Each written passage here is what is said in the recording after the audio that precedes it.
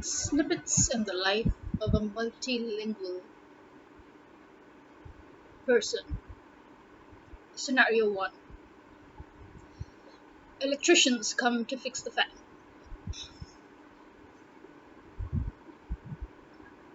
The multilingual person, having living in Punjab, Pakistan, would begin with ਤੁਸੀਂ ਤਜਰਬੇ ਤਾਂ ਨਹੀਂ ਕਰਨ ਆਏ ਹੋ ਤੁਹਾਨੂੰ ਪਤਾ ਹੀ ਹੈ ਨਾ ਤੁਸੀਂ ਕੀ ਕਰਨਾ ਹੈ to which she would answer in the same Punjabi language ਸਾਨੂੰ ਪਤਾ ਹੈ ਜੀ auntie, this is the new trend, everybody's an auntie even if they're 20 years old, so without minding that, let's move on. Now I have to talk to my nephew who is standing with me, supervising the change or replacement of the dimmer of said fan, ceiling fan. Is he teaching him? Now, my nephew, knowing that only he can understand English at that point, turns to me, but he answers in Urdu. नहीं, वो अपना उससे डब्बा नहीं लग रहा. Me, are you sure? Because it usually takes only 2 seconds. हाँ, लेकिन उसका डब्बा नहीं फिट हो रहा, तो वो लगा रहे हैं, उसमें टाइम लग रहा है. Okay. So then I ask, where is the old dimmer? So that I should keep it in case we ever have to show it again to replace a new one. Since every household has a different shape or different style of dimmer. My nephew answers again in Urdu, वो मामा के पास है. So now I'm obliged to answer in Urdu. तो फिर मामा को कहना बाबा के table पे रखते हैं. Yes, as you see, there are bits of English in it as well.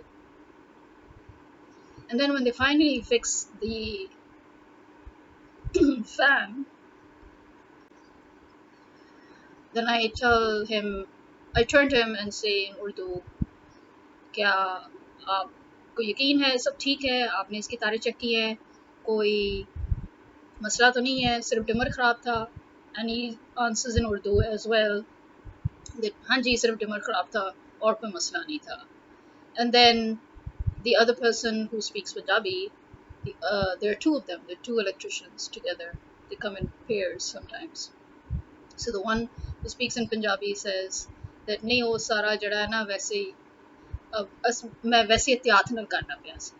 So I have to now answer him in Punjabi and say नहीं ते ਤੁਸੀਂ ਮੈਨੂੰ ਪਹਿਲੇ ਦੱਸ ਦਿੰਦੇ ਤੇ ਮੈਂ ਬ੍ਰੇਕਰੀ ਬੰਦ ਕਰ ਲੈਂਦੀ, ਇਸ ਤਰ੍ਹਾਂ ਤੁਸੀਂ ਆਰਾਮ ਨਾਲ ਕਰ ਲੈਂਦੇ ਫਿਰ ਤੇਜ਼ੀ ਨਾਲ. And then he again answers in Punjabi, ਨਹੀਂ ਉਹ ਅਸਲ ਵਿੱਚ ਮੈਂ ਆਪਣੀ एहतियात ਨਾਲ ਕਰਨਾ, ਵੈਸੇ ਤੇ ਅਸੀਂ ਕਰ ਲੈਂਦੇ ਆ, ਉਹ ਬ੍ਰੇਕਰ ਆਫ ਕਰਨ ਦੀ ਜ਼ਰੂਰਤ ਨਹੀਂ ਸੀ, लेकिन वैसे अपने आप ਨੂੰ ਜ਼ਰਾ एहतियात ਨਾਲ ਅਸੀਂ ਕਰਨੇ ਕਿ ਤਾਰਾ ਤੁਰਾ ਨਾ ਲੱਗ ਜਾਣ. End of conversation.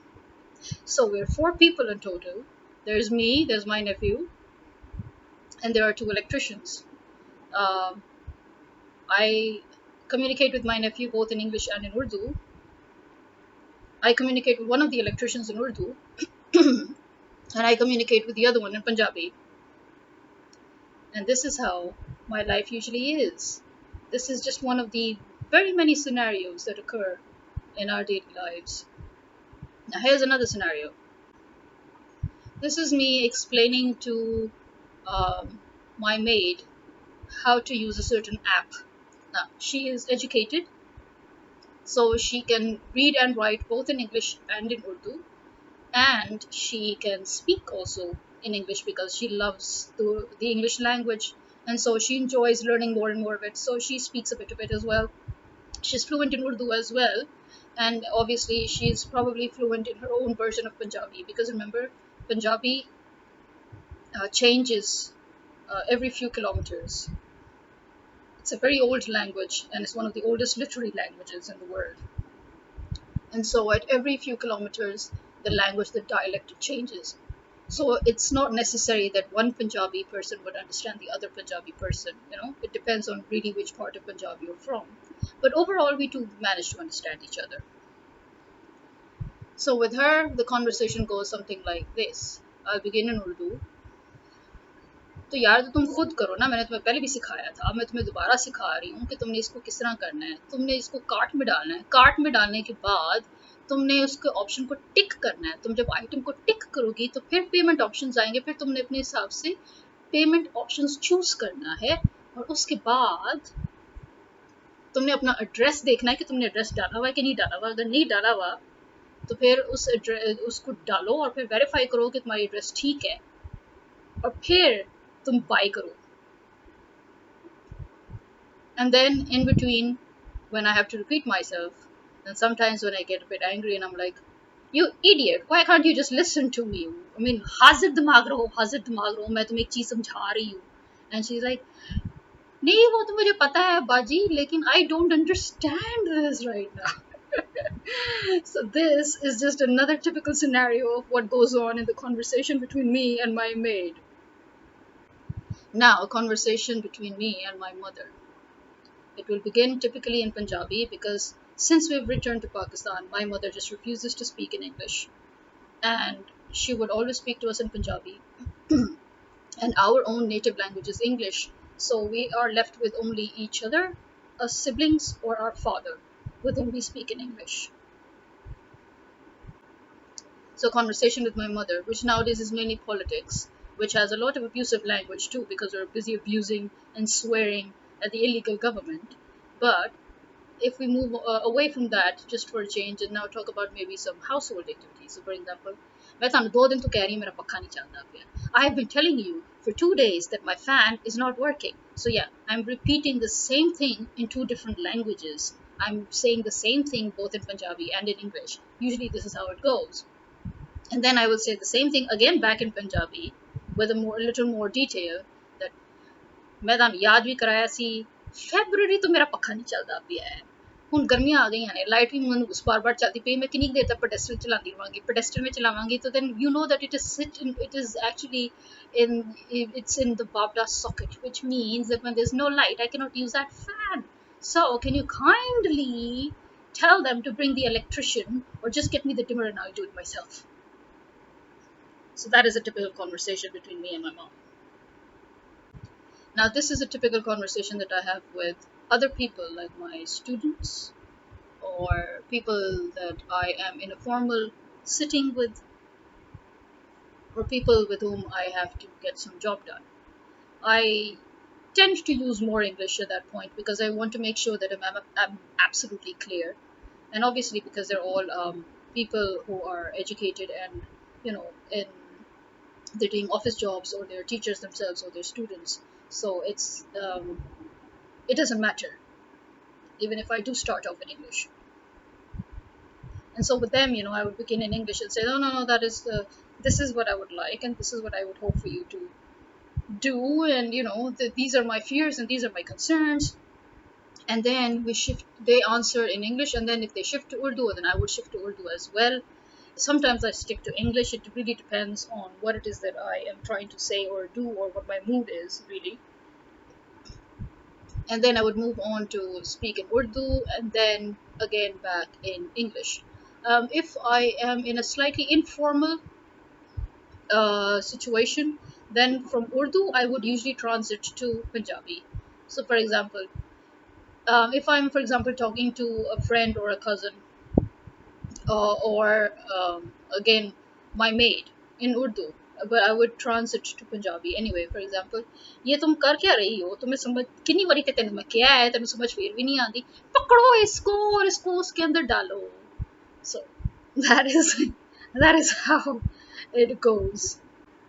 Now, this is me in a situation or a scenario where I am dealing with people who, like me, are probably from abroad or who are native English speakers, and we would go on. Or if I'm at my podcast, if you've listened to my podcast, where I would use a bit of French, a bit of English, a bit of Urdu, mostly English, but with certain French words or Urdu words. Childhood conversations were mostly in English with a bit of Hausa, or actually with a lot of Hausa if we were speaking to a Hausa native. because in Kano City, Kano State, the main language was Hausa, the regional language. Although we had Fulanis and Yorubas and Igbos, but the language spoken in Kano was Hausa because it was predominantly the Hausa tribe that lived there. And so over there, for example, we would say words like kadang kadang, and or we would say, which means slowly, or we would say, wanang yaro, wanang yarinya.